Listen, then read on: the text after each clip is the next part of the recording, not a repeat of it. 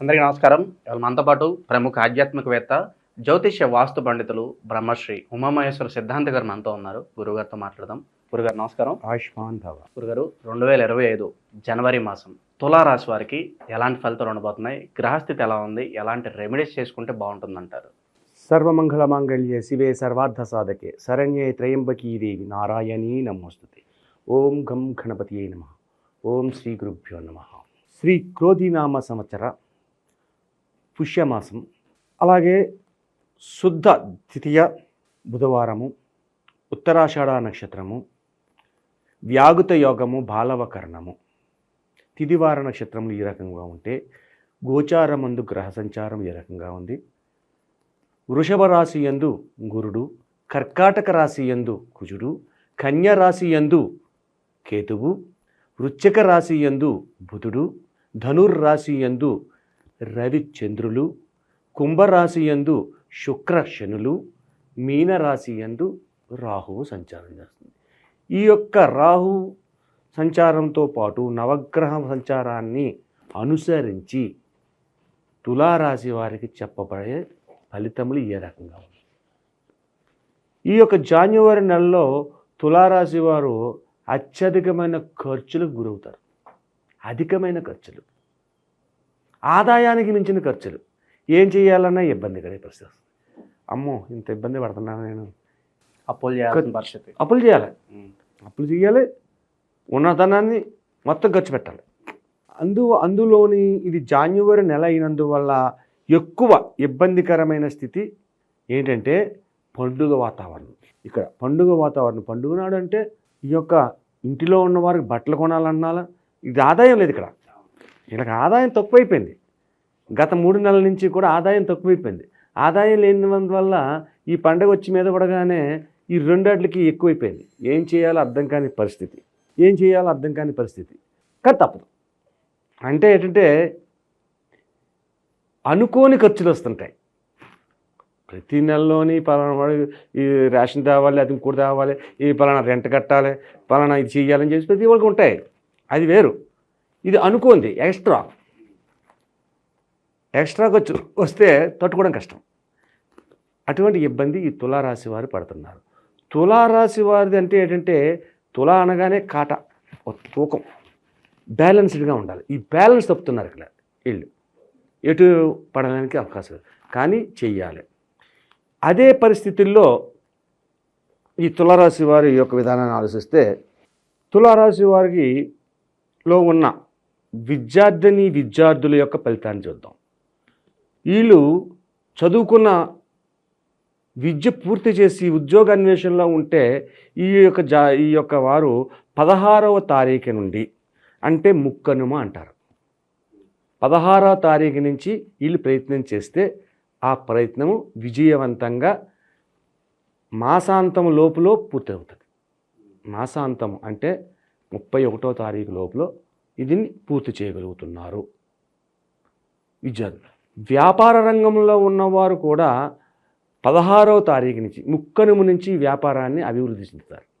16వ తారీఖు ముక్కనుమ రోజు నాటి నుంచి ఈ యొక్క రాశిలో ఉన్న వ్యాపార రంగం కానీ, వ్యవసాయ రంగం కానీ, అలాగే ఉద్యోగ రంగంలో ఉన్నవారు కానీ, ఉద్యోగ అన్వేషణలో ఉన్నవారు కానీ ప్రయత్నం చేస్తే 31వ తారీఖు లోపులోనే విజయాన్ని పొందగలుగుతారు. కానీ ముఖ్యంగా చెప్పుకోవాల్సిన ఒక విషయం ఉంది ఈ తులారాశి వారి గురించి. తులారాశిలోని స్వాతి నక్షత్ర జాతకులు ఉన్నారు. స్వాతి నక్షత్ర జాతకులు అత్యంత జాగ్రత్త తీసుకోవాలి. ఎందుకంటే శత్రు భయం ఎక్కువైపోయింది వీళ్ళకి. స్వాతి నక్షత్రానికి అధిపతి ఎవరు? రాహు. ఈ రాహు విధానం వల్ల కొన్ని ఇబ్బందులు వస్తుంటాయి స్వాతి నక్షత్రం వారికి. కాబట్టి ఎవరిని నమ్మకూడదు. బంధువర్గం వాళ్ళని అసలే నమ్మకూడదు. బంధువులు దూరంగా పెట్టండి, ఎక్కువ చేస్తారు. నువ్వు అంత గొప్పడు, నువ్వు ఇంత గొప్పడు. ఈ స్వాతి నక్షత్రంలో ఉన్న తులారాశి వారికి చెప్తున్నాను. విశాఖ నక్షత్రంలో ఉన్న వారికి, చిత్తా నక్షత్రంలో ఉన్న వారికి చెప్పట్లేదు. చిత్త 1 2, స్వాతి 1 2 3 4, విశాఖ 1 2 3 పాతాలు ఉన్నవారు తులారాశి వారు. కానీ ఈ యొక్క 3 నక్షత్రాల్లో ఉన్న వారిలో స్వాతి నక్షత్రం వారికి మాత్రం ముందుగా నేను చెప్తున్నాను. స్వాతి నక్షత్రం వారు ధనాన్ని జాగ్రత్తగా ఉంచుకోవాలి. మీ దగ్గర ధనం రావడమే తక్కువ 3 నెలల నుంచి, ఇప్పుడు ఖర్చు పెరిగింది ఉండాలి. అయినా సరే ఇతరుల దగ్గరికి వెళ్ళడం కానీ చుట్టాల యొక్క ఆకర్షణ పొందడం కానీ చేయకూడదు. ఎప్పుడైతే అలా చేస్తారో నష్టపోతారు ఈ స్వాతి నక్షత్రం ఉన్నవాళ్ళు. ఈ స్వాతి నక్షత్రాన్ని చాలా జాగ్రత్త తీసుకోవాలి. వాహనాల దగ్గర జాగ్రత్త తీసుకోవాలి, నడిచే దగ్గర జాగ్రత్త ఉండాలి. ఎదుటి వాళ్ళు చెప్పే మాటలు శాంతం వినండి, ముందుగా వినండి. చాలా గొప్పగా చెప్పావయ్యా, నువ్వు చెప్పినట్టుగా నేను చేస్తాను, అబ్బబ్బా చాలా బాగా చెప్పావు, డబ్బులు ఇద్దామనుకున్నాను నా దగ్గర లేకుండా ఉన్నది, తర్వాతైనా మీకు ఇస్తానులే అని చక్కని తీయటి పలుకులు. ఎప్పటికయ్యిది ప్రస్తుతం అప్పటికా మాటలాడి ఎన్యున మనములు నొప్పింపక తానవ్వక తప్పించుకు తిరుగువాడు ధన్యుడు సుమతి అన్న విధానంగానే మాట్లాడాలి. కానీ వాళ్ళు చెప్పిందంతా నేను చేస్తున్నాను అని నమ్మించాలి, కానీ చేయకూడదు. వాడు ఏం చెప్పనే, మీ బంధువర్గం వాళ్ళు మిత్రవర్గం వాళ్ళు మీకు ఏమంటే చెప్పనే, ఈ మాసంలో వారి మాటలు వినవద్దు, ఎట్టి పరిస్థితులు ఆచరించొద్దు. మీరు ఆలోచన చేసుకోండి. మీరు ఆలోచన చేసుకుంటే మీకే వస్తుంది ఆలోచన, ఆ రకంగా వెళ్ళండి. అలాగే తులారాశి వారు ఈ యొక్క జాన్యువరి నెలలో సంకటహర చతుర్దశి 17వ తారీఖున వస్తుంది. సంకటహర చతుర్దశి ఆ రోజు నాడు 17వ తారీఖు నాడు ఉపవాస దీక్షను చేయండి. ఈ స్వాతి నక్షత్రం ఉన్నవారు ఉపవాస దీక్ష చేయమంటే, అంటే తులారాశిలో ఉన్న అందరికీ కాదు, స్వాతి నక్షత్రంలో ఉన్న వారిని మాత్రమే చెప్తున్నాను నేను. ఈ స్వాతి నక్షత్రంలో తులారాశి వారు చేయవలసింది ఉపవాస దీక్ష చేయాలి అంటే ఏం చేయాలియా? ఉదయకాలాన్నే లేవండి, స్నానం చెయ్యండి. కుడుములు ఉంటాయి, పిండితో చేస్తారు. వినాయక చవితి నాడు కుడుములు చేస్తారు. ఆ కుడుములు చేయించండి. ఆ కుడుములు చేయించి ఎవరికొకరికి ఒక బయట మిత్రులకో లేదా పువ్వులకో ఆ యొక్క కుడుములు పెట్టండి. లేదంటే అందులో కొంచెం కార్పొడేసి ఒక ఆకులోని ఒక గిన్నెలో ప్లేట్లాడుతూ చూసి అందులో 2 కుడుములు వేసి 2 కార్పొ భోంచేయమ్మా ఇవ్వండి. 4 5 అలా చెయ్యండి 17వ తారీఖు నాడు. ఆ తర్వాత మధ్యాహ్నం భోజనం చేసేటప్పుడు ఆవాలు లేకుండా భోజనం చేయండి. మీరు తినే తిండిలో ఆవాలు ఉండకూడదు. కుడుములు తింటున్నారు, తినండి, కుడుముల్లో ఆవాలు ఉండవు, అవి తినచ్చు. ఇలా చేసుకోవాలి.